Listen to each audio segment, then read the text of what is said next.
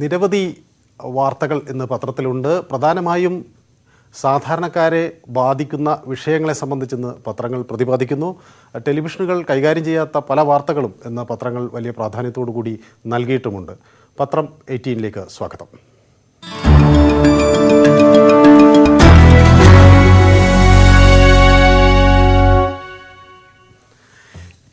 പത്രങ്ങളിലേക്ക് കടക്കുമ്പോൾ ഇന്ന് മലയാള മനോരമ വളരെ പ്രാധാന്യത്തോടു കൂടി ഒന്നാം പേജിൽ നൽകിയിട്ടുള്ളൊരു വാർത്ത വെള്ളം പൊള്ളും എന്നതാണ്. വെള്ളക്കരം വർദ്ധിപ്പിക്കുന്നു എന്നതാണ് ഈ വാർത്ത കൊണ്ട് വ്യക്തമാക്കുന്നത്. അതിനുള്ള ആലോചനകൾ നടക്കുന്നു. ഇതിന് വെള്ളം കരം വർദ്ധിപ്പിക്കാനായി LDF നേതൃയോഗം സർക്കാരിന് അനുമതി നൽകിയിട്ടുണ്ട് എന്ന് മനോരമ വ്യക്തമാക്കുന്നു. അങ്ങനെ വന്നാൽ വർധനവ് 3 ഇരട്ടിയായിരിക്കും എന്നാണ് മലയാള മനോരമ അതിൻ്റെ കോളം നൽകിയിരിക്കുന്നത്. പ്രതീക്ഷിക്കുന്ന ഗാർഹിക നിരക്ക് വർധന ഇങ്ങനെ എന്ന് കാണിച്ചുകൊണ്ട് എത്ര രൂപ വർദ്ധിക്കും എന്ന കാര്യം ഇതിൽ വ്യക്തമാക്കിയിട്ടുണ്ട്. നിലവിൽ 22 രൂപ അടയ്ക്കുന്നവർക്ക് 72 രൂപ അടയ്ക്കേണ്ടി വരും. നിലവിൽ 132 രൂപ അടയ്ക്കുന്നവർക്ക് 332 രൂപ അടയ്ക്കേണ്ടി വരും എന്ന് വ്യക്തമാക്കുന്നു. ഗാർഹികേതര വിഭാഗത്തിലും ഇത്തരത്തിൽ വിലവർധനയുണ്ട്. 15,000 ലിറ്റർ വരെ ഓരോ ലിറ്ററിനും 16.54 രൂപയായിരുന്നു. ഇനി അത് 26.54 രൂപയാകും എന്ന് വ്യക്തമാക്കുന്നു. അതുപോലെ മിനിമം ചാർജ് 398 രൂപ 10 പൈസയായി മാറും എന്നും മലയാള മനോരമ ഒന്നാം പേജിൽ തന്നെ പറയുന്നു. മറ്റൊരു പ്രധാന കാര്യം, ഈ സ്വകാര്യ കൽപ്പിത വാഴ്സിറ്റികൾക്ക് LDF അനുമതി നൽകി എന്നതാണ് മനോരമ മറ്റൊരു പ്രധാന വാർത്തയായി ഒന്നാം പേജിൽ നൽകിയിരിക്കുന്നത്. പക്ഷേ ഇത്തരത്തിൽ സ്വകാര്യ കൽപ്പിത വാഴ്സിറ്റികൾ വരുമ്പോൾ സാമൂഹിക നിയന്ത്രണവും സംവരണവും ഉറപ്പാക്കും എന്ന് മുഖ്യമന്ത്രി വ്യക്തമാക്കിയിട്ടുണ്ട്. വിദേശ സർവകലാശാലകളുടെ കാര്യം അതേസമയം ചർച്ച ചെയ്തില്ല എന്നും പറയുന്നുണ്ട്. ഇതിനെ സംബന്ധിച്ച് EP ജയരാജൻ്റെ ഒരു പ്രതികരണവും ഒന്നാം പേജിൽ മനോരമ നൽകുന്നു. വിദ്യാഭ്യാസ നിലവാരം മെച്ചപ്പെടുത്താൻ സഹായകരമാണെങ്കിൽ സ്വകാര്യ സർവകലാശാലകളെ ഇനി നിഷേധിക്കേണ്ടതില്ല. ഉന്നത വിദ്യാഭ്യാസ രംഗത്തുൾപ്പെടെ വിദേശ നിക്ഷേപത്തിന് തടസ്സമില്ല എന്ന് EP ജയരാജൻ പറഞ്ഞതിനെ സംബന്ധിച്ചുള്ള വിവരങ്ങളും അതിൽ വരുന്നുണ്ട്. ഏതായാലും മനോരമയുടെ ഒന്നാം പേജിൽ തിരുവനന്തപുരത്ത് നടക്കുന്ന ഈ ക്രിക്കറ്റ് മത്സരത്തിനെത്തിയ ഇന്ത്യൻ താരം വിരാട് കോഹ്ലിയുടെ ഒരു പടം വളരെ ആകർഷണീയമായി തന്നെ നൽകിയിട്ടുമുണ്ട്. മലയാളം സ്പോർട്സ് പേജും ഈ ഇന്ത്യ ശ്രീലങ്ക 3ാം ഏകദിനത്തെ സംബന്ധിച്ചുള്ള മുന്നൊരുക്കങ്ങളെ സംബന്ധിച്ചുള്ള വാർത്തകൾ നൽകിയിരിക്കുന്നു. സ്റ്റേഡിയത്തിലേക്ക് എപ്പോൾ പ്രവേശിക്കാം എന്നൊക്കെ തുടങ്ങിയുള്ള വിവരങ്ങൾ ഒക്കെ നൽകിക്കൊണ്ടാണ് ഈ ക്രിക്കറ്റിനെ സംബന്ധിച്ചുള്ള വാർത്ത നൽകിയിരിക്കുന്നത്. ഇന്ത്യ ശ്രീലങ്ക ഏകദിന ക്രിക്കറ്റ് മത്സരത്തിനായി നാളെ രാവിലെ 11:30 മുതൽ കാണികളെ കാര്യവട്ടം സ്പോർട്സ് സബ് സ്റ്റേഡിയത്തിൽ പ്രവേശിപ്പിക്കും എന്നാണ് വ്യക്തമാക്കിയിരിക്കുന്നത്. ഏതായാലും തലസ്ഥാന നഗരം ഒരു ക്രിക്കറ്റ് ലഹരിയിലാണ് എന്ന കാര്യം ഇതിൽ നിന്നൊക്കെ തന്നെ വ്യക്തമാവുകയും ചെയ്യുന്നു. മാതൃഭൂമി ആകട്ടെ സമാനമായ രീതിയിൽ ഈ വെള്ളക്കരം കൂട്ടുന്നു എന്നത് തന്നെയാണ് ഒന്നാം പേജിൽ വാർത്തയായി നൽകിയിരിക്കുന്നത്. ഒരു സാധാരണ കുടുംബത്തിന് ശരാശരി 10 മുതൽ 20 കിലോ ലിറ്റർ വെള്ളം പ്രതിമാസം ഉപയോഗിക്കേണ്ടി വരുമെന്നാണ് കണക്ക്. ഇപ്പോൾ 88 രൂപ മുതൽ 166 രൂപ വരെ 2 മാസത്തിലൊരിക്കൽ ബില്ല് വരാം. പുതിയ നിരക്ക് വരുന്നതോടെ ഇത് 280 രൂപ മുതൽ 560 രൂപ വരെയാകും എന്ന് മാതൃഭൂമി ഒന്നാം പേജിൽ തന്നെ പറയുന്നുണ്ട്. മറ്റൊരു പ്രധാന വാർത്ത ഈ ഭവന നിർമ്മാണ ബോർഡിന് പൂട്ട് വീഴുന്നു എന്നതാണ് മാതൃഭൂമി വളരെ പ്രാധാന്യത്തോടു കൂടി നൽകിയിരിക്കുന്നത്. PK മണികണ്ഠനാണ് തിരുവനന്തപുരത്ത് നിന്ന് ഇത്തരം ഒരു വാർത്ത മാതൃഭൂമിക്ക് വേണ്ടി ചെയ്തിട്ടുള്ളത്. അത് പട്ടന്നാണ് പിള്ളയുടെ കാലത്ത് തന്നെ തിരുവനന്തപുരം സിറ്റി ഇംപ്രൂവ്മെൻറ്റ് ട്രസ്റ്റിനെ സംയോജിപ്പിച്ചാണ് ഈ ഭവന നിർമ്മാണ ബോർഡ് 1971 പിന്നീട് സ്ഥാപിച്ചത്. അത് A ക്ലാസ് ലൈസൻസ് ഉള്ള സർക്കാരിൻ്റെ നോഡൽ ഏജൻസിയാക്കി. അങ്ങനെ ഈ ഭവന നിർമ്മാണ ബോർഡിനെ പറ്റി ഒരു ചരിത്രം, പിന്നീട് ഭവന നിർമ്മാണ ബോർഡ് സംസ്ഥാനത്ത് നിർമ്മിച്ചിട്ടുള്ള വീടുകളുടെ കണക്കുകൾ എല്ലാം തന്നെ വ്യക്തമാക്കിയിട്ടുണ്ട്. അതേസമയം പാർപ്പിട രംഗത്തെ പ്രമുഖ പൊതുമേഖലാ സ്ഥാപനമായ ഭവന നിർമ്മാണ ബോർഡ് പിരിച്ചുവിടാൻ സംസ്ഥാന സർക്കാർ ഒരുങ്ങുകയാണ് എന്ന വാർത്തയാണ് മാതൃഭൂമി അതിൻ്റെ ഒന്നാം പേജിൽ തന്നെ നൽകുന്നത്. മറ്റൊരു പ്രധാന വാർത്ത ലക്ഷദ്വീപ് MP മുഹമ്മദ് ഫൈസലിനെ അയോഗ്യനാക്കി എന്നാണ്.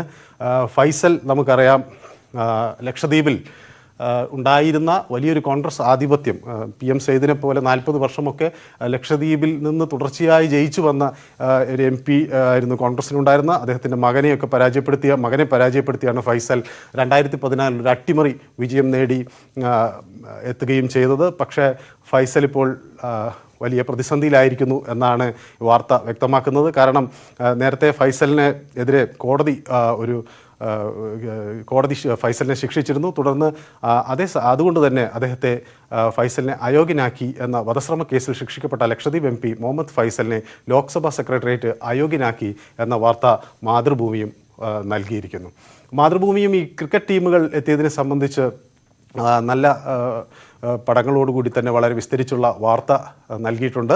തലസ്ഥാനത്തെത്തിയ ഇന്ത്യ ശ്രീലങ്ക ക്രിക്കറ്റ് ടീമുകൾക്ക് വൻ വരവേൽപ്പ് എന്നാണ് മാതൃഭൂമി പറയുന്നത്. അവസാന ഏകദിനം നാളെ തുടങ്ങിയ വാർത്തകൾ മാതൃഭൂമി എൻ്റെ സ്പോർട്സ് പേജിൽ നൽകിയിട്ടുണ്ട്.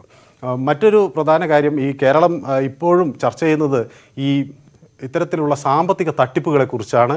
ഈ സാമ്പത്തിക തട്ടിപ്പുകളെക്കുറിച്ച് എത്ര തന്നെ വാർത്തകൾ പുറത്തു വന്നിട്ടും പിന്നെയും ആളുകൾ ഇത്തരം കേന്ദ്രങ്ങളിൽ ഇത് നിക്ഷേപിക്കുന്നു എന്നതാണ് എല്ലാവരെയും അത്ഭുതപ്പെടുത്തുന്നത്. ഏതായാലും ഈ പ്രവീൺ റാണയുമായി ബന്ധപ്പെട്ട തട്ടിപ്പിൽ അത് എത്രയാണ് എന്നതിലൊരു വ്യക്തതയില്ല എന്നതാണ് കേരള കൗമുദി ഒരു പ്രധാനമായ വാർത്തയായി നൽകുന്നത്. തട്ടിപ്പ് 2 കോടി എന്ന് പോലീസ്, അതേസമയം 100 കോടി എന്ന് പ്രോസിക്യൂഷനും പറയുന്നു എന്നതാണ് കേരള കൗമുദി വാർത്തയായി നൽകിയിരിക്കുന്നത്. അപ്പോൾ ഇത് സംബന്ധിച്ച് കൂടുതൽ ഒരു വ്യക്തത വരേണ്ടതുണ്ട്. എത്ര വിപുലമായ ഒരു തട്ടിപ്പാണ് നടന്നത് എന്നത് അന്വേഷിക്കേണ്ടതുണ്ട് എന്നതാണ് കേരള കൗമുദി വാർത്തയിലൂടെ വ്യക്തമാക്കുന്നത്. ശശി തരൂർ പത്രമാധ്യമങ്ങളിൽ വലിയ ശ്രദ്ധ നേടിയിരിക്കുന്നു. ശശി തരൂർ മുഖ്യമന്ത്രി ആകാൻ തയ്യാറാണ് എന്ന് പറഞ്ഞതിനെ സംബന്ധിച്ചൊക്കെയുള്ള പലതരത്തിലുള്ള പ്രതികരണങ്ങൾ വന്നിട്ടുണ്ട്. അത് രമേശ് ചെന്നിത്തല അങ്ങനെയൊക്കെ കോട്ട് തയ്ച്ചു വെച്ചിട്ടുണ്ടെങ്കിൽ അത് ഊരിവെക്കട്ടെ എന്നൊക്കെ എന്ന തരത്തിൽ അദ്ദേഹത്തിൻ്റെ ഒരു പ്രതികരണം വന്നിട്ടുണ്ട്. അതേസമയം മുരളീധരൻ്റെ വളരെ രസകരമായൊരു കമൻറ്റും ഇന്നത്തെ പത്രങ്ങൾ നൽകിയിട്ടുണ്ട്. കോൺഗ്രസ് ഒരു ജനാധിപത്യ പാർട്ടി ആയതുകൊണ്ട് എതിർഭാഗത്തേക്ക് ഗോളടിക്കാൻ കഴിയുന്നില്ലെങ്കിൽ സെൽഫ് ഗോൾ അടിക്കുന്നവരുണ്ട് എന്നാണ് മുരളീധരൻ്റെ ഒരു പ്രതികരണം. ഏതായാലും കേരള കൗമുദി ഒരു കാർട്ടൂൺ ചിത്രത്തോടുകൂടി മുഖ്യമന്ത്രി കോട്ട് തയ്പ്പിച്ചവർ ഊരിവെക്കണമെന്ന ചെന്നിത്തലയുടെ പ്രസ്താവന ഒരു കാർട്ടൂൺ ചിത്രത്തോടുകൂടിയാണ് ഇവിടെ നൽകിയിട്ടുള്ളത്. ഇരുന്ന് പ്രാക്ടീസായി ഇനി മന്ത്രി കസേര കിട്ടിയാൽ മതി എന്ന് പറയുന്ന രമേശ് ചെന്നിത്തലയുടെ ചിത്രം, എന്നാൽ അത് നോക്കി നിൽക്കുന്ന ശശി തരൂരിൻ്റെ കാർട്ടൂണും നമുക്ക് കാണാം കേരള കൗമുദിൽ. ദേശാഭിമാനിയാകട്ടെ നയരേഖയ്ക്ക് വികസന മുന്നേറ്റത്തിനൊരു പുതിയ കർമ്മ പരിപാടിയുമായി വരുന്നു LDF എന്ന വാർത്ത നൽകുന്നു. നയരേഖയ്ക്ക് LDF അംഗീകാരം നൽകി എന്ന തലക്കെട്ടോടു കൂടിയാണ് ഈ വാർത്ത വന്നിരിക്കുന്നത്. കേരളത്തിൻ്റെ വികസന കുതിപ്പിന് മുന്നേറ്റം നൽകുന്ന നയരേഖയ്ക്ക് ഇടത് ജനാധിപത്യ മുന്നണിയുടെ അംഗീകാരം എന്ന് ദേശാഭിമാനി പറയുന്നു.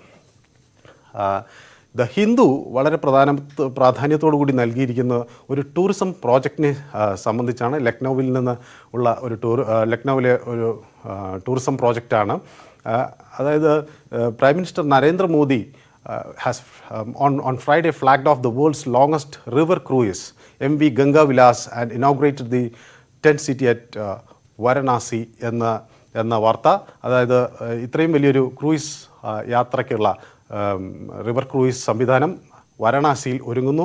അതുപോലെ തന്നെ അവിടെ 1000 കോടിയിലധികം വരുന്ന വികസന പദ്ധതികൾക്ക് കൂടി തുടക്കമാകുന്നു എന്ന വാർത്ത ദ ഹിന്ദു നൽകുന്നു. പ്രധാനമന്ത്രി അത് ഉദ്ഘാടനം ചെയ്തതിനെ സംബന്ധിച്ച് ദ ടൈംസ് ഓഫ് ഇന്ത്യ വളരെ ഒരു പ്രധാനപ്പെട്ടൊരു വാർത്തയായി നൽകിയിരിക്കുന്നത് തമിഴ് വംശജരായിട്ടുള്ള കുറച്ച് ആളുകളെ ഇവിടെ നിന്ന് ഓസ്ട്രേലിയയിലേക്ക് അവർ തിരിച്ചു. അത് മനുഷ്യക്കടത്തിൻ്റെ ഭാഗമായിരുന്നു. അവരെ കാണാനില്ല എന്ന വളരെ ഞെട്ടിപ്പിക്കുന്നൊരു വാർത്ത ടൈംസ് ഓഫ് ഇന്ത്യ നൽകിയിരിക്കുന്നു. KP സായ്കിരൺ ആണ് ഈ വാർത്ത ടൈംസ് ഓഫ് ഇന്ത്യക്ക് വേണ്ടി നൽകിയിട്ടുള്ളത്. ഈ വാർത്ത അനുസരിച്ച് ജനുവരി 12, 2019 മുനമ്പത്ത് നിന്ന് പോയ 248 തമിഴ് വംശജർ ഓസ്ട്രേലിയയിലേക്ക് അവർ കടക്കാൻ ശ്രമിച്ചു. പക്ഷേ ആ ബോട്ടിനെ സംബന്ധിച്ച് ഇപ്പോൾ ഒരു വിവരവും ഇല്ല എന്ന ഒരു വാർത്ത ടൈംസ് ഓഫ് ഇന്ത്യ നൽകിയിരിക്കുന്നു. ഏതായാലും ഇത് സംബന്ധിച്ചുള്ള അന്വേഷണങ്ങൾ സജീവമാണ് എന്നതാണ് ടൈംസ് ഓഫ് ഇന്ത്യ പറയുന്നത്. ഏതായാലും ഇത്തരം നിരവധി വാർത്തകൾ ഇന്ന് ടെലിവിഷനുകൾ കൈകാര്യം ചെയ്യാത്ത നിരവധി വാർത്തകൾ പത്രങ്ങൾ ഇന്ന് കൈകാര്യം ചെയ്തിട്ടുണ്ട്. ഏതായാലും പത്രം 18 ഇവിടെ സമാപിക്കുന്നു.